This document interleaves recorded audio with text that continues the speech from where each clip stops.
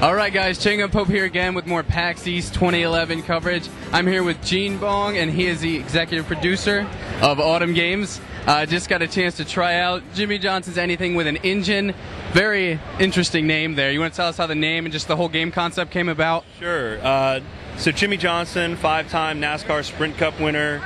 You know, he came to us with this inspiration. His racing heritage, he's done everything from off-road, motocross, buggies and stuff like that. At one point he actually said, I'll race anything with an engine. And so that was the inspiration for the title. And the developers kind of took that and the fact that Jimmie and his crew, like during their downtime between races, they actually love to play games. One of the games that always comes up is Mario Kart. But they always felt a little embarrassed playing, you know, Mario Kart, especially on the NASCAR track. So they wanted to take the same premise, same level of fun and intensity, but age it up a little bit for a slightly older audience, not quite as cartoony. Now, one thing that I noticed while I was playing is you guys are throwing in some modes that you typically don't see in other games. I know that the Matador mode, I believe it was called, I haven't really seen that in another game type. You want to kind of talk to us about that game type? Sure. Matador mode, we actually start two groups of racers going in opposite directions on the same track, leading to lots of head-on collisions and lots of combat. Now, another thing you mentioned was, I believe it was something that came from Jimmie Johnson originally, was one thing you didn't like about Mario Kart was kind of that rubber band kind of effect, and I know you said you guys were trying to work against that. Well, how were you trying to prevent something like that? Exactly. That was one of his pet peeves, where you would be in first place and all of a sudden you get slowed down in order to like let the rest of the pack catch up. So instead of that, the developers put shortcuts in strategic places on all the tracks, which are triggered by your proximity to the lead. So if you fall really far behind, those shortcuts will open up for you, whereas if you're in the pack, they'll stay closed. But that allows people who fall behind a way to get back in the race and keeps it really competitive. There's a bit of element of strategy with there too, because I noticed as I was going, I was only in, say, 4th place, but I guess someone farther behind was near me when the shortcut opened up, so I thought, hey, why don't I take this and just get a bit more of a lead, you know? That's so exactly there's a bit more of a strategy to that. Now, of course, in line with the Mario Kart kind of similarities, there's, of course, the power-ups. Do you want to talk a little bit about those?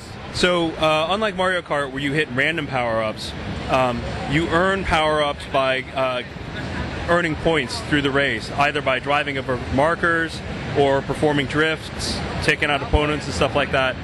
And you earn power-ups like rockets, mines, turbo boost, and also stuff, we have these side rams, which will knock opponents around you into the wall or off the track. And that's also another component that we haven't seen in other kart racers. And then I noticed also, as you were going along, they were kind of being upgraded. I know I haven't really seen anything like that in other games too. Are there going to be, you know, some special things you can do once they're upgraded? We're planning on supporting this title very heavily with DLC, so there's going to be more special weapons and stuff like that coming down the pipe. And as you go through, you upgrade each of those weapons, and they to larger and larger effect. And the weapons themselves, they're customized for each character. So depending on who you pick, the effects of those weapons will vary. And then, of course, along with the characters you picked, there are a nice range of characters there. I believe the one I was using was Bargain Nana, something like that.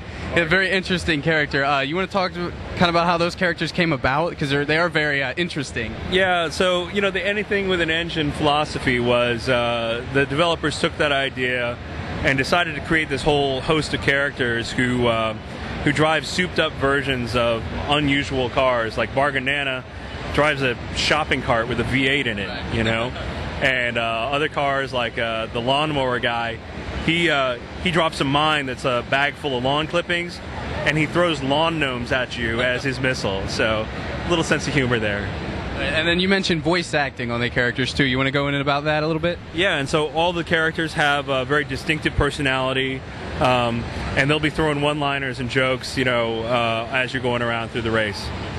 So any last words you want to say before we close this thing out? Any last-minute information? Yeah, you know, we feature up to 4-player split-screen multiplayer and up to 8 players online in any combination thereof.